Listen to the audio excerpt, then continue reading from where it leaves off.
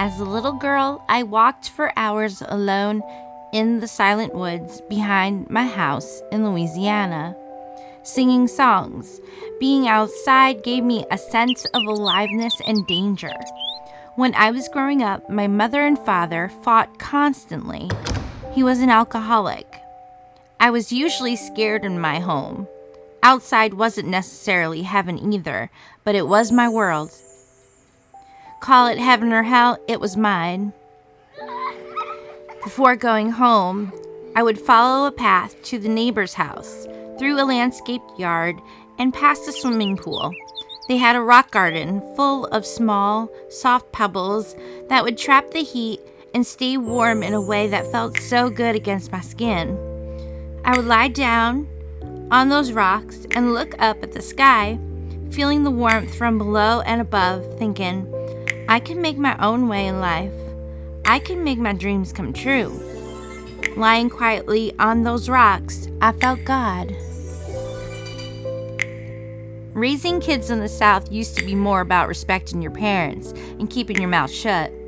Today, the rules have reversed. It's more about respecting the kids. Disagreeing with a parent was never permitted in my house. No matter how bad it got, there was an understanding to stay mute. And if I didn't, there would be consequences. In the Bible, it says your tongue is your sword. My tongue and my sword were me singing. My whole childhood, I sang. I sang along with the car radio on the way to dance class. I sang when I was sad. To me, singing was spiritual. I was born and went to school in Macomb, Mississippi, and lived in Kentwood, Louisiana, 25 miles away. Everyone knew everyone in Kentwood. Doors were left unlocked. Social lives revolved around church and backyard parties. Kids were always put in matching outfits, and everyone knew how to shoot a gun. The area's main historic site was Camp Moore, a Confederate training base built by Jefferson Davis. Each year, there are Civil War reenactments that the weekend before Thanksgiving, and sight of people dressed up in military outfits was a reminder that the holiday was coming. And I love that time of year. Hot chocolate, the smell of a fireplace in your own living room, the colors of the fall leaves on the ground. We had a little brick house with green striped wallpaper and wood paneling. As a little girl, I went to Sonic, rode go-karts, played basketball, and attended a Christian school called Park Lane Academy.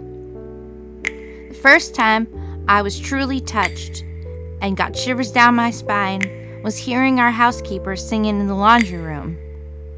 I always did the family laundry and ironing, but when times were better financially, my mama would hire someone for help. The housekeeper sang gospel music, and it was literally an awakening to a whole new world. I'll never forget it.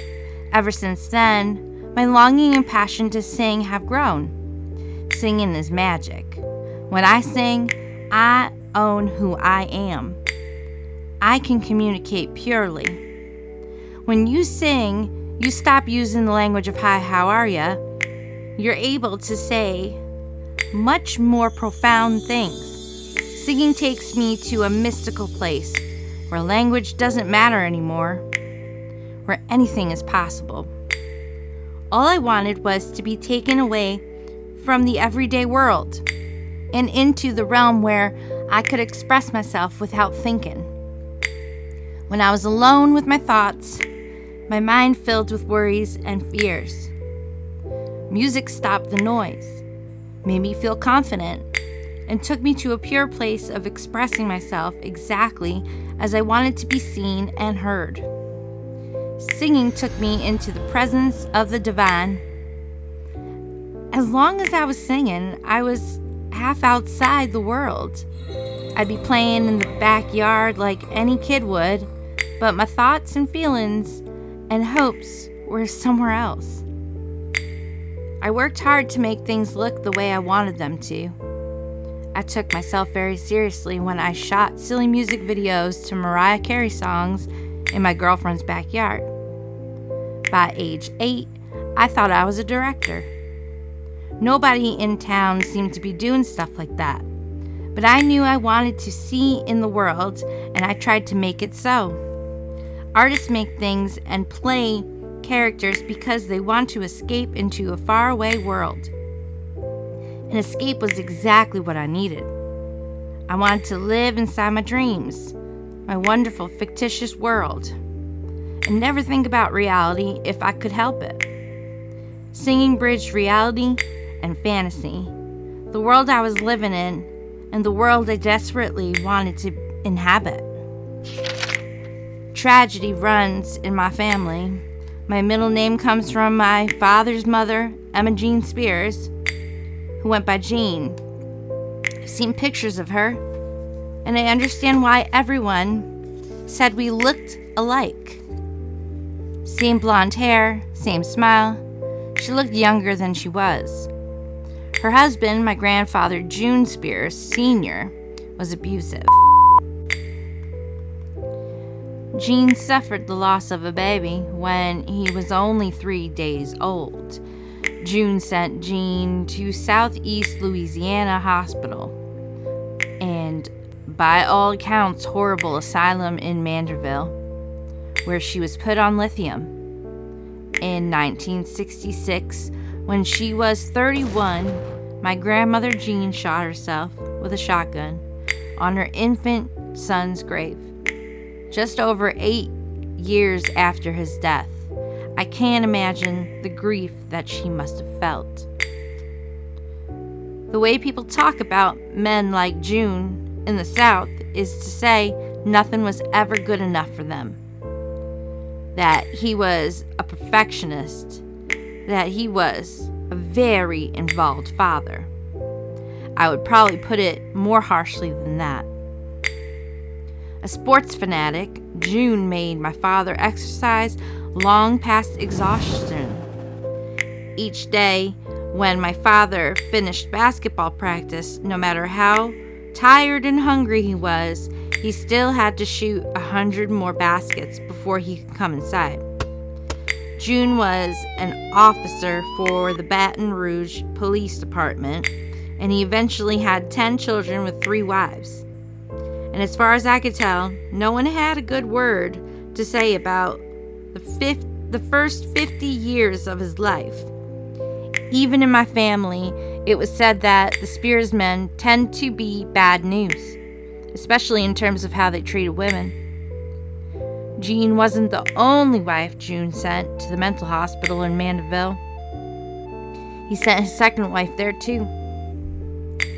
One of my father's half-sisters has said that June abused her starting when she was 11 until she ran away at 16.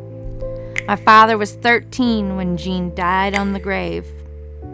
I know that trauma is part of why my father was how he was with my siblings and me. Why, for him, nothing was ever good enough. My father pushed my brother to excel in sports. He drank until he couldn't think anymore. He'd disappear for days at a time. When my father drank, he was extremely mean. But June softened as he got older. I didn't experience the vicious man who had my father and his siblings, but rather a grandfather who seemed patient and sweet. My father's world and my mother's world were complete opposite from each other. According to my mama's mom, my grandmother Lily Portel was from an elegant, sophisticated family in London. She had an exotic air about her that everyone commented on. Her mother was British and her father was from the Mediterranean island of Malta. Her uncle was a bookbinder. The whole family played instruments and loved to sing. During World War II, Lily met an American soldier, my grandfather, Barney Bridges. at a dance for soldiers. He was a driver for the generals and he loved driving fast. She was disappointed, though, when he had brought her to America. She imagined a life like what she had in London. As she rode to his dairy farm from New Orleans, she looked out the window of Barney's car and was troubled by how empty his world seemed. "Where are all the lights?" she kept asking her new husband.